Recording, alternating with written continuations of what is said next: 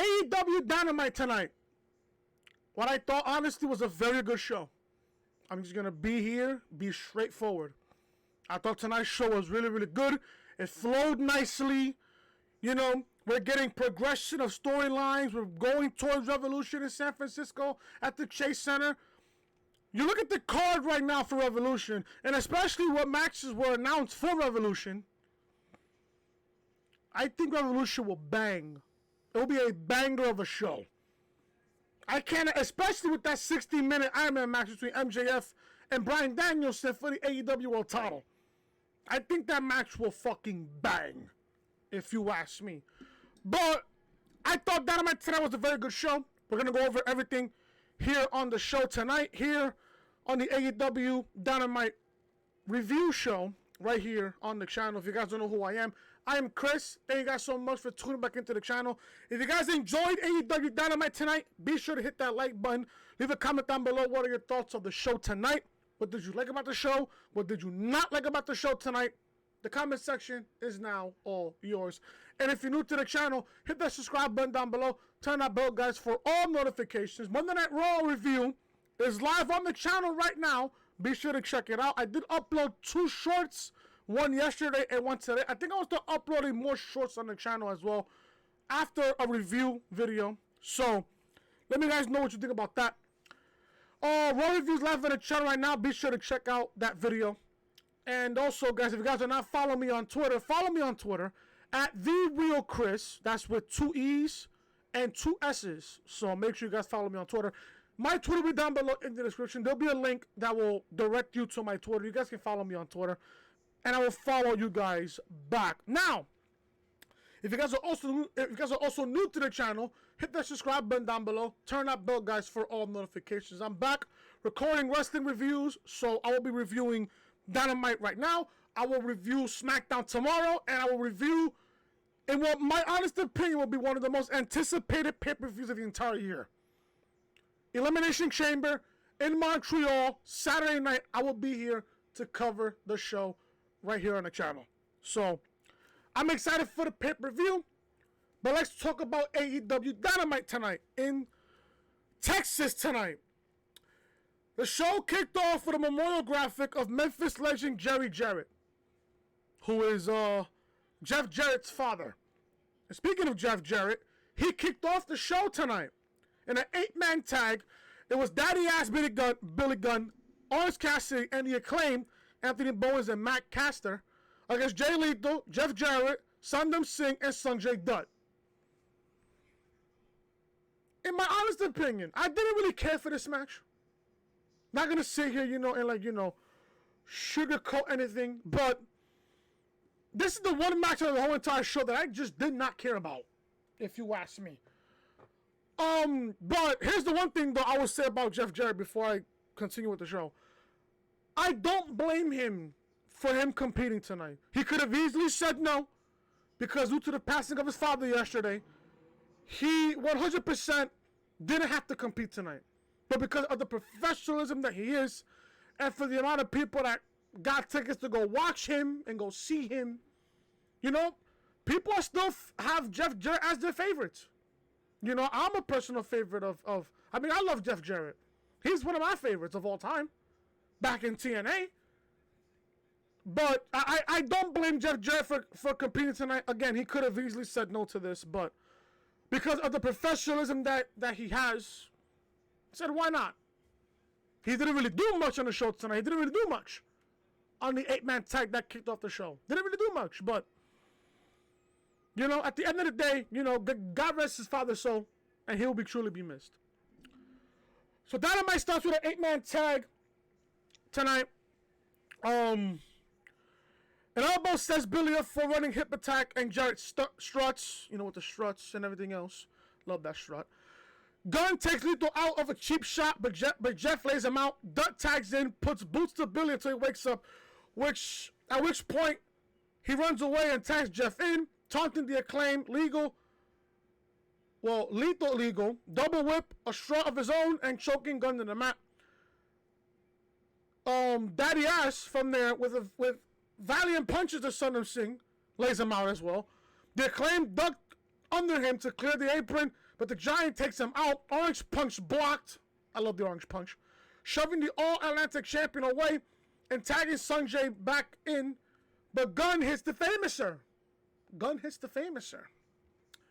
Dutt is scared without his backup. Jarrett slides in and blasts Billy with Paul Walter's Golden Globe, that big-ass Golden Globe that he had, into a bit of everybody must do something cool.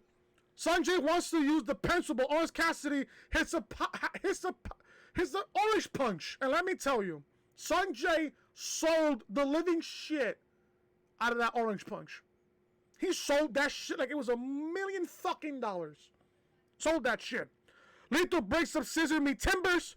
Gunn clears him out, and Caster still has Dutt down. Billy up top. Jeff cuts him off. Orange Punch to Jarrett. Jarrett also sold it as well. Caster still has Dutt. Cassidy with the disdainful kicks. Orange takes Jay out with the Frankenstein to the floor. Bowens up top as well. And then they hit the Shiver Me Timbers for the 1, 2, 3. As Billy Gunn, Orange Cassidy, and the Acclaimed win by pinfall victory over Sonjay Dutt, Jay Lethal, Jeff Jarrett, and Satnam Singh. Again, I didn't really care for this match, in my honest opinion. I really did not care. Honestly, like it is what it is. You know, the Acclaimed were a very good tag team. I love the Acclaimed. A fantastic tag team. What was Orange Cassidy doing there with the Acclaimed? I don't know. But again, it is what it is. So the Acclaimed pick up momentum going into Revolution, which is needed for them. Especially after what happened last week with them losing the tag team titles, you know, again. But they do get a rematch for the tag team titles, as we will explain that at a later part of the show. Post-match, a big group scissor happens. Yeah. Get your mind out of the gutter, folks. Get your mind out of the gutter. Get your mind out of the gutter, folks.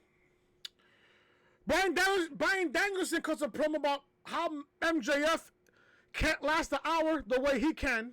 Again, folks, get your mind out of the gutter.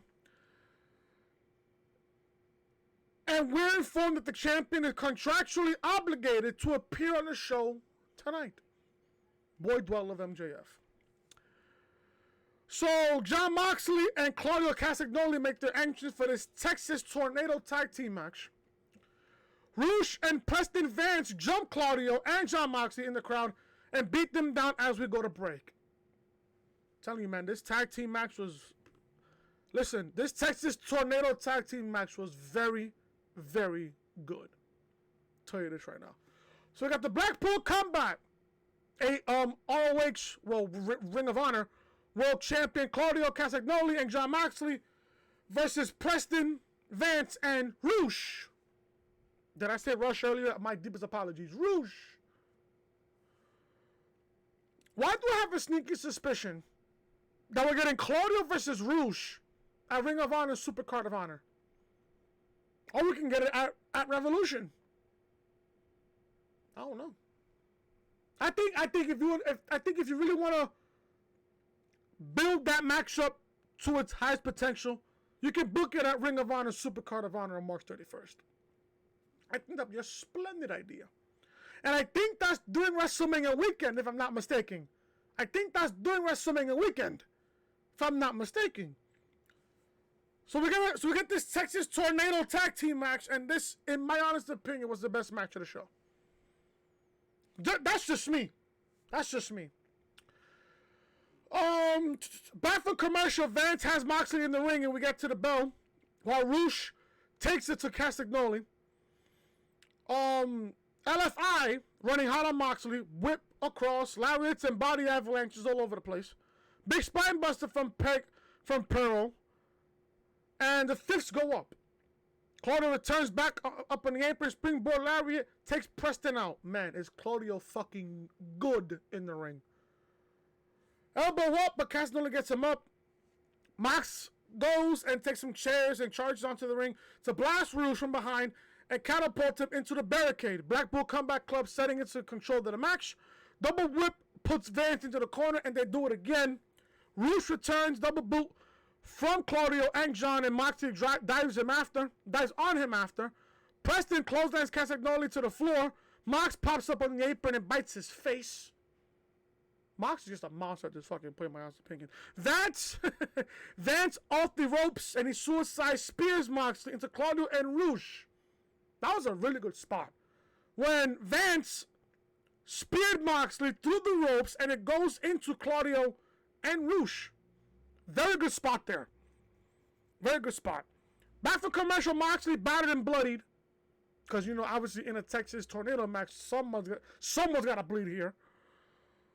Moxley's battered and bloodied. Powers up from under the thumb of LFI. Rouge in with the punches. Moxley gives him right back. Off the ropes, and El Toro Blanco runs into a forearm. Vance with a loaded punch with a chain, but Mox kicks out. Preston wraps his fist in the chain and punches away. We see Hangman Page watching backstage, as obviously Hangman Page and Moxley are feuding right now. We will go over that. We will go over that later on in the show. As the defiant Moxley gets to his knees and flips Vance the bird in time for Claudio to make the save. Castagnoli wraps his fist in the chain and punches Preston to the mat again and again into the corner, wailing him with chain-wrapped fist. That chain looked heavy, if you ask me. That chain looked really heavy. Another big right sets up the giant swing in the middle of the ring. Vance is opened up now and wearing the crimson mask. The all-classic crimson mask. All four men in the ring trading wild punches. Rouge German suplexes Moxley, and Claudio hits a Saito suplex on Preston. The two face off, and Castagnoli drops him with a huge uppercut. Listen, you cannot pay me not one dime in the world to take a fucking uppercut from Claudio. Fuck no. Jose, the assistant, slides in the ring with a chair, cracks it across Claudio's back. Rouge with a belly suplex. Castagnoli hits a spear. Vance breaks it up. Moxley wraps a chain around Preston's neck. Snapmare into overhead elbows across armbar. Oh yeah, by the way, during this matchup, what was that tag team's name that I seen earlier? Fuck, I forgot the tag team's name earlier. Fuck me. Alright, so... Oh, I think it's Penta Jr. and Pentagon. Pentagon Jr. and Phoenix popped up into the show. So the Lucha Brothers, the Lucha Brothers showed up and attacked Jose. So there you go. So you see that I remember. There you go. You see my mistakes. So John wraps up the chain around Preston's neck, snapmare into the overhead elbows, cross arm bar. Blackpool Comeback Club win by submission with chain assisted cross arm bar from John Moxley to Preston Vance. Preston Vance taps out. Moxley and Claudio win the Texas Tornado tag team match. I thought this match was very, very good. In my honest opinion, this was match of the night for me, if you ask me. This match was very, very good. But what happened with Moxley and Page, we will get to that later on in the show. Because I got a feeling it's going to bang. That's all I'll tell you. Backstage, Butcher, Blade, and Kip Sabian attack Hangman Page and leave him laying when Dark Order run in to make the save. So Jim Ross has a sit-down interview with Wardlow. He asked Mr. Mayhem what's next, and Wardlow says he and Samoa Joe have lots of stories, but he wants to talk about his dad and the way as a small child he built a strong relationship with him. But his dad left and came back, and then he had stage 4 cancer, and then the next time they met was when he was in a hospice. Wardlow was just starting wrestling, and his dad was able to make it to his first indie show. And the only thing he could tell him is to give him any peace was that he'd be a better man and he'd do right. And the next morning, he got the call that his father passed. And he never grew his hair or his beard out, but seeing that get taken from his dad, he decided to grow it out. So when Joe cut his hair, he took Wardlow's connection with his father from him. He tells Samoa to look in his eyes because he's never going to be the same man again, and he will not survive him. Wardlow So we found out in the show tonight, Wardlow and Samoa Joe are confirmed for Revolution for the TNT Championship. I love this segment of the show. Wardlow is, telling us, how his connection was with his father. And at the same time, I'm thinking to myself, this is some good shit. They're actually building up Wardlow. They're actually building up sympathy for Wardlow, which I don't mind. A great story is there for Wardlow. Then again, you have Samoa Joe, who's not only a great promo, he's a fantastic storyteller. And if any time you're working with Samoa Joe, a great story is going to be told. And I think this story with Wardlow and Samoa Joe is going to be told. And I love it. I love a great story in professional wrestling. I do. So I think this match at Revolution will bang. I think it'll be a very good show. Well, a very good match also as well. I'm sure Revolution will be a very good show because the way that card is stacked is amazing. I think Wardlow and Samoa Joe at Revolution will absolutely fucking bang. I think it will. Great segment here with Wardlow and Jim Ross in his sit-down interview. So one-on-one action. Again, the in-ring work in AEW Dynamite, so good. Josh Woods against Mark Briscoe. Now, obviously, I'm caught up to everything in professional wrestling. I am. It was sad, the fact that we found out that Jay Briscoe had passed away in a car accident. So, it's great to see Mark Briscoe in AEW. I was, hoping that when AEW made its debut in 2019, I was hoping and praying that we would get the Briscoe brothers in AEW television. Can you imagine their matches in AEW against, all those tag teams that's currently in AEW? Wow. You just sit there and you think about it. Yo, what could have happened if the Briscoe brothers were in AEW when AEW made its debut in 2019? It's crazy how the mind works sometimes. But again, I'm really glad to see Mark Briscoe in AEW. Because in my honest opinion, the Briscoe brothers are one of the greatest tag teams of all time. Their work ethic alone speaks for itself. Don't get me wrong here. Again, it's great to see Mark Briscoe in AEW. He's wrestling Josh Woods in this show tonight. I said Josh Jacobs. Josh Woods on this show tonight. The match started with a collar and elbow tie-up, struggling around the ring. Woods ducks a chop, ankle pick, roll through, wrist lock into an armbar. Ari Daivari and Tony Nese pull Briscoe out of the ring, but the Lucha Brothers, no, it wasn't that. That was on this matchup. You see, my deepest apologies. You see, I fucked up here. The Lucha Brothers showed up with for Ari Daivari and Tony Nese, not for Jose the Assistant. So my deepest apology there. So the Lucha Brothers make the save and fight them off to the back. Mark back up to the apron. Right hand from Josh sets a corkscrew brainbuster to the floor as we go to break. Back for commercial, Briscoe busts out the redneck kung fu, but Woods catches him with an exploder suplex combination to the apron, block the chop, big right hand, and Mark is feeling it. Shoulder block and the boot sends Josh to the floor. Briscoe sets a chair in the ring. Poetry in motion, tope Conjiro. Really good spot there. Back inside, corner lariat, back suplex puts him up. Thunderfire powerbomb up the top for 2. Josh hits Chaos Theory to even the score, but can't keep Mark Briscoe down. California roll from Briscoe. He goes up. Mark Briscoe wins by pinfall with Froggy Bow. Pins Josh Woods 1, 2, 3. And Mark Briscoe defeats Josh Woods here on AEW Dynamite. Match was good. Match was really good for what it was. I love this match. The match is pretty good. Mark Briscoe starting to, get a feel in AEW. He's working matches here and there, making appearances at Rampage. I want to see more of Mark Briscoe in AEW. I really do. I really do. It's unfortunate that we don't have Jay Briscoe with us anymore, God rest his soul. But again, I said this earlier. What could have happened if we got the Briscoe brothers in AEW? I think that would have been fucking great tag team wrestling in AEW. But again, we never got that. Because of Warner Brothers and everybody else and Discovery. They didn't want the Briscoes in AEW. Listen, it is what it is.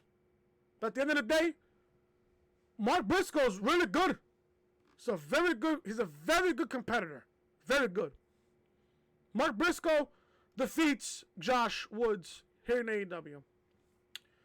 Renee Paquette hosts a sit-down interview with Adam Cole, baby. He feels great, and he loves being back on the road with AEW, and a part of him is discouraged that he's so close to the ring, but not quite yet, as he's learned to celebrate the small victories, like the way he can look into the right without his right eye twitching. He feels like there are a lot of chapters to this story he hasn't been able to explore yet, and he thinks the roster, top to bottom, has never been better. And he knows when it does come back, he has to be as prepared as possible. He won't name names, but it's gonna be good for AEW and good for Adam Cole when he comes back. One person I miss in AEW is Adam Cole. One person I miss in AEW for sure is Adam Cole, baby. I asked a question on Twitter earlier today while I was watching the show. When Adam Cole comes back, who is he feuding with? Who is this one guy in AEW that Adam Cole's gonna feud with? Kenny Omega? I don't know. I'm just naming names out there. I don't know. You look up and down that AEW roster. Who is he feuding with? You really sit there and ask yourself, who is he feuding with in AEW when he first comes back? And I have another question to ask. I didn't want to say this on Twitter, but I'm going to say it here on the review. Who beats MJF for the AEW World Title? Now, I know we're going to talk about MJF in just a minute because his segment was up next. Could Adam Cole be the guy 1 year from now? Because we all know. I know. You know. We all know. MJF is holding that AEW World Championship going into 2024. When his contract with AEW is all set. Could Adam Cole be the guy? In my honest opinion? Could Adam Cole be the guy to beat MJF 1 year from now? I know I'm like, way ahead. But at the same time, could it be possible? I don't know. Listen, we're 1 year ahead. So we don't know for now. But if I'm booking the person who beats MJF for that AEW World Title, Adam Cole should be up there in that list with him. Now I know MJF just won the World Title. He just won the title full gear. He just won the World Title. But it's not too early to plan ahead. That's just me. But good segment here with Adam Cole with Renee Paquette. Back for commercial, AEW World Champion MJF Maxwell Jacob Friedman is contractually obligated to show up tonight in AEW. He's in the ring with a mic, and I said this on Twitter. Whenever you see MJF with a microphone, you stop what you're doing and you listen to the man speak. When he has a microphone in his hand, he commands your attention just like that. He says Bryan Danielson has no idea how much these fans love him pisses him off. Not too long ago, these schmucks used to be devil worshippers. But he knows these people are disgusting, fickle little monsters. So he turned his back on them before they could turn on him. But at least he's honest about who he is. He's the devil, man. But these people don't love Danielson. They love who he is when he walks through that aisle. He's a worthless sack of trash who's been given everything he has, but that's not all of why he hates Dragon. He hates Danielson because he has these people convinced that he's better than MJF. And we probably think Bryan's the best in the world too, right? Is it because he entertains us the best? Or does the coolest maneuvers or holds? Is it because he puts on 5-star bangers? Yeah, absolutely. To all of those. Little secret. That's not why you get in the business. You get in the business for one reason only, to become world champion. And last he checked, the only way you know you're the best in the world is if you're the man holding the AEW World Championship. Something Danielson has never accomplished. He's not an idiot. At March 5th at Revolution, Bryan's going to give him everything he has. He's going to use every trick he's picked up in Mexico, the UK, and Canada. But after those 60 minutes are up, Max will be victorious. But if you won't take his word for it, maybe you'll listen to the man that Danielson looked to as a mentor, the fallen angel, Christopher Daniels. Was not expecting Christopher Daniels in this segment. Really was not. MJF hands him the mic and asks him to tell the truth about Bryan Danielson inside the square circle. Chris begins, full disclosure, MJF paid them. So Christopher Daniels comes up with an envelope full of money that MJF paid him an obscene amount of money tonight to the great Bryan Danielson on national television. And there was a time in his life he would have happily taken the money and buried Danielson for hours. But that's not the man he is today. And the truth is, Bryan Danielson is set to knock Friedman's dick in the dirt. That was the line of the entire night for me.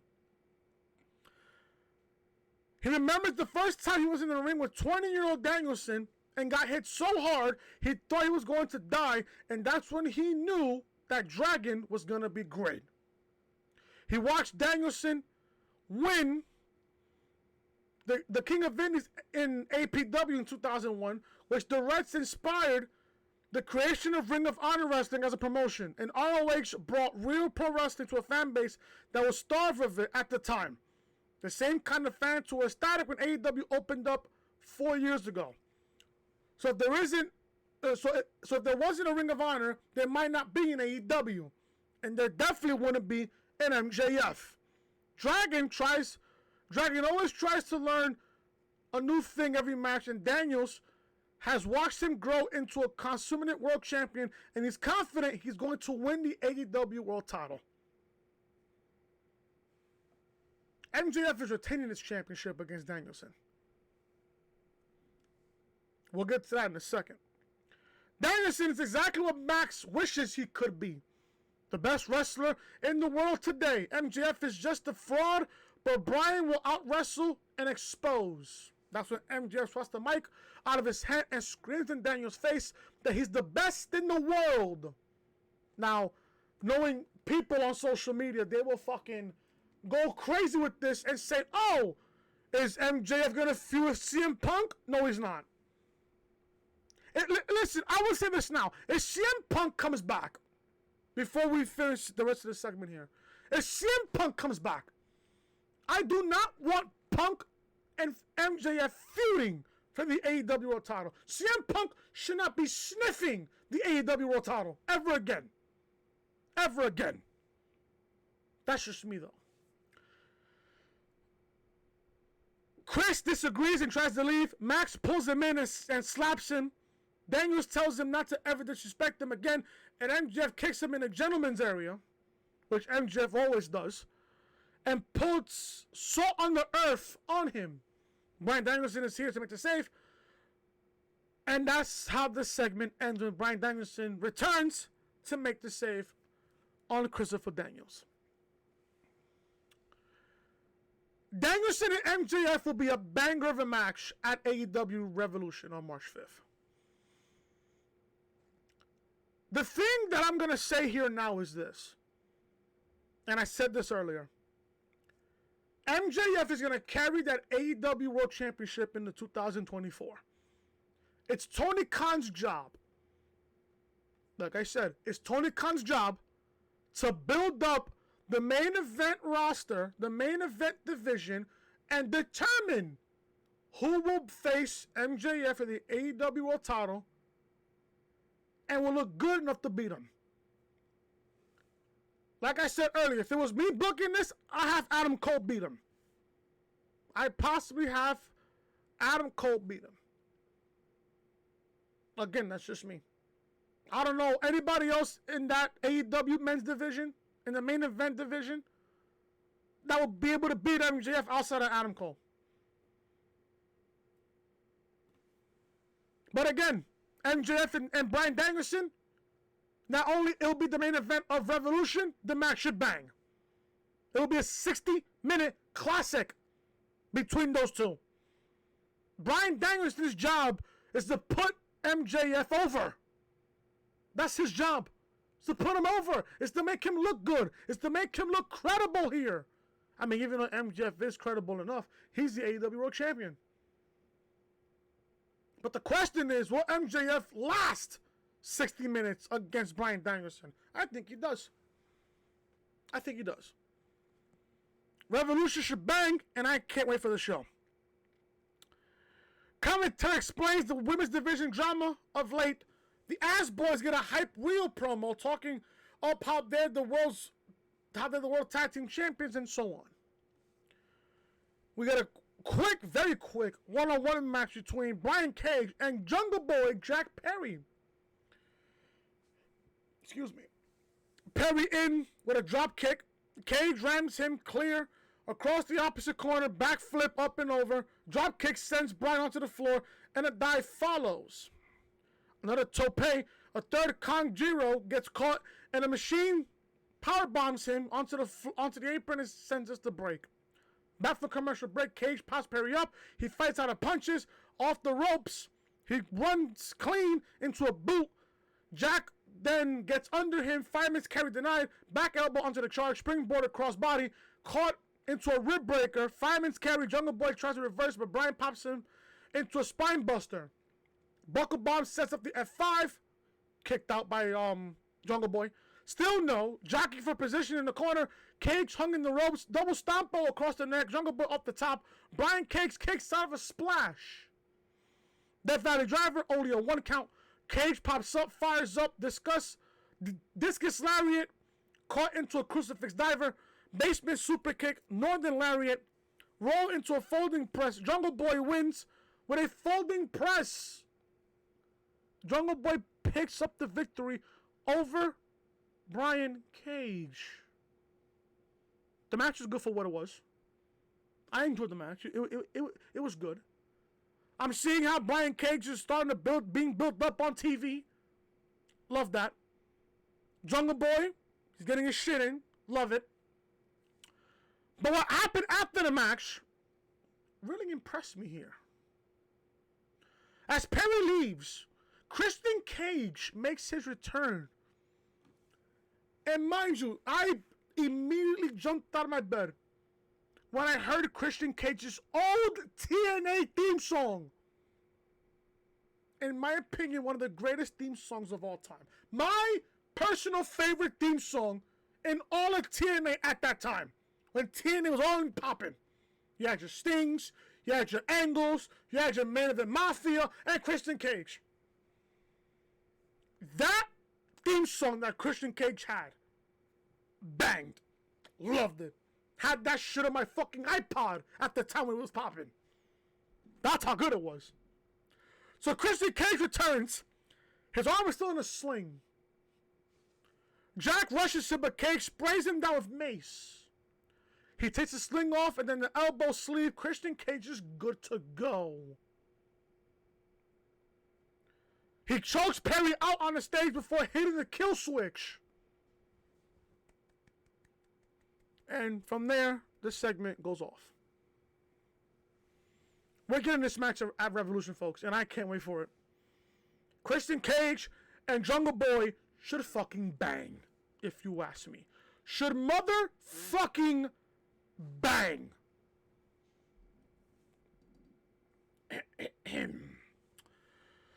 So Renee Paquette is backstage with news of the Gunn Club's first title defense, a 3-way at the pay-per-view. Their two challenging teams will be crowned by a battle royal next week and a casino battle royal later. The Acclaimed rolled up, upset that the Ass Boys cheated to beat them, and say they don't back down from a fight, and it's going to be a 4-way because they're invoking the rematch clause. Why do we have rematch clause in AEW? We killed that in WWE. Why are we having that in AEW? Open the forbidden door. It doesn't matter. The Acclaim will knock them all on their asses and take home what is rightfully theirs. Commentary promises us an update on Hangman Page after the break. Back from commercial break, the Elite cut a promo about the NBA All-Star Weekend and make some picks and other stuff I can't disappear. Just can't. AR Fox and Top Flight roll up, asking for their match on Friday. Don Callis tells them they lost and everyone saw it and the boys have other things going on. Dante Martin says they much just like to play with balls and they don't have any of their own. Kenny Omega says if they want to have fun on Rampage, they've got it. And Matt Jackson throws the basketball at Brandon Cutler's gentleman area. We got a match between Hangman Page against Kip Sabian. This was just quick. I'm not even going to go over it. I'm just going to go over the ending here. Adam Page wins with a buckshot. Squash. Complete squash. Post-match. Remember how I said earlier? With Adam Page and Jon Moxley? This is the part of the show that I love the most. Second part of the show I love the most. Post-match, Blackpool Combat Club, except for Bryan Danielson, comes to the ring. Jon Moxley says he knows Hangman thinks they have unfinished business, but he's got his ass pinned last time. He has some respect for Page, but no fear. He's got his number, and there's no chance he will ever beat Mox again. So let it go. Adam says he's not happy with the last match result, and he doesn't think Moxley is either. John had hoped he'd have some friends to talk him into a smarter decision. But the emo cowboy ain't got no friends. So here comes the Dark Order. Evil Uno points out they've had Page's back for the last 2 years, and he swats Hangman away when he tells them to leave. Uno's had enough. They've heard Jon Moxley talk, and to Evil Uno is not afraid of him. Evil pie faces Mox. They go forehead to forehead, and Hangman pulls his friend back. Moxley grabs the mic and challenges Hangman to a Texas death match at Revolution. Looking clean past Evil Uno. Take my motherfucking money. We're getting a Texas death match between Jon Moxley and Adam Hangman Page at Revolution.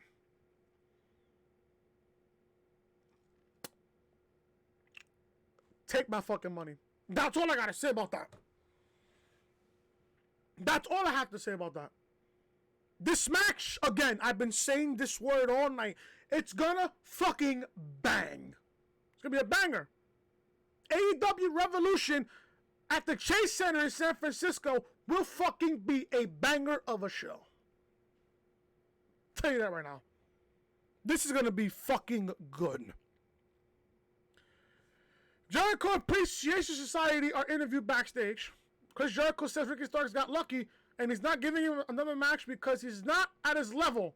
But Daniel Garcia will give him another match because he's sick of him out here saying it's his time and he'll expose Starks as an absolute fraud. Commentary hypes up the next couple weeks of shows and we go to break. Back from commercial break, the firm has our interview backstage.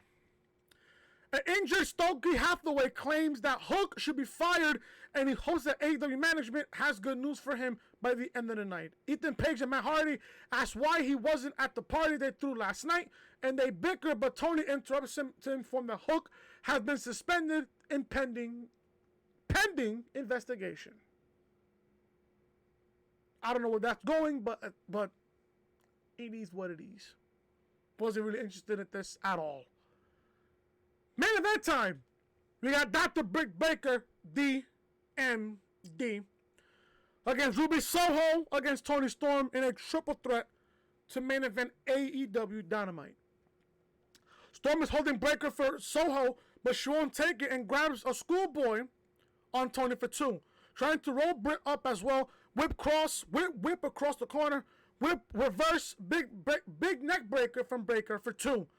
Ruby stands alone, elbow from Baker, and we go to break. Back for commercial break. Britt clubbing Toni down repeatedly. Big back elbow, sends her spiraling, underhooks block, throwing Soho at Storm and taking them both down for a neck breaker. Baker and Toni trading forearms, ripcord, rolling elbows, sets up the fisherman neck breaker, so close there. Soho with an STO out of the corner, pressuring back up top, no one home, and she dives right into a hard right hook from Toni Storm. Cloverleaf applied, and Britt adds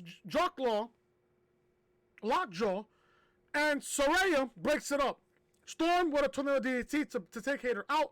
Saraya takes a lightning spiral on Britt and sprays pants Toni Storm's butt. Get your mind out of the gutter, folks. And to set up the running hip attack on the corner. Ruby throws Toni into Saraya, takes the pin. Ruby Soho wins by pinfall with a lateral press on Britt Baker. So Ruby Soho wins this triple threat match to end the show in the main event. Post-match, Saraya confronts Ruby and gets screamed at for her trouble. Jamie Hayter comes in the ring and jaws at them before going to check on Baker. And from there, Ruby Soho goes to the top turnbuckle, celebrates her victory as the show goes off the air on TBS. Maybe that was good for what it was, but where does this story go for Ruby Soho? Who does she side with? Does she side with Saraya? Or does she side with Jamie Hayter and Dr. Britt Baker? I thought we would get that decision on this main event, but we didn't. God only knows when we get that part of the story being told. I thought this match was good for what it was. I thought the right person won here in Ruby, obviously. But the story needs to go on here. And like I asked, where does Ruby Soho go with? Who does she go to? Does she go to Dr. Britt Baker and Jamie Hayter, or does she go to Saraya?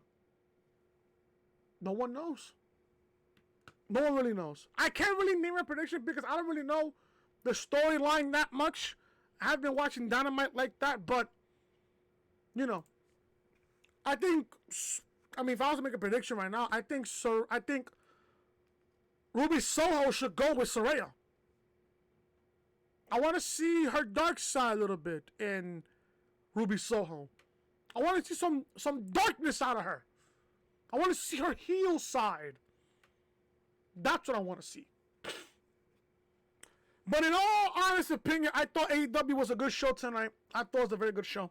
The in-ring work was very, very good. The promos were fantastic. The presentation in itself was good. Let's see what happens next week on Dynamite as we build towards AEW Revolution in San Francisco at the Chase Center on March 5th. And that, folks, that is in a close. That is it for AEW Dynamite. Thank you guys so much for watching. Hope you guys enjoyed the review. If you guys did, leave a thumbs up. Leave a comment down below your thoughts of the show. And if you're new to the channel, hit that subscribe button down below. Turn that bell, guys, for notifications. If you guys missed out on my Monday Night Raw review, it's live on the channel right now. Link to that video will be in the annotation on the upper right-hand corner. That way, up here, of your screen. That's what it'll be. And also, it'll be down below in the description as well. Follow me, guys, on Twitter at DRealChris with 2 E's and 2 S's. Make sure you guys are following me also on TikTok at The Real Chris as well. Hope you guys enjoyed the video. Thank you guys so much for watching. Have a blessed night. I will see you guys on Friday night for SmackDown review on the Go Home Show. before the Elimination Chamber. Until then, guys, see you guys on Friday. Leave a like, comment, subscribe, share this video all over social media. I'll see you guys on Friday for the SmackDown review. Until then, guys, I am Chris. Have a blessed night. Talk to you guys later.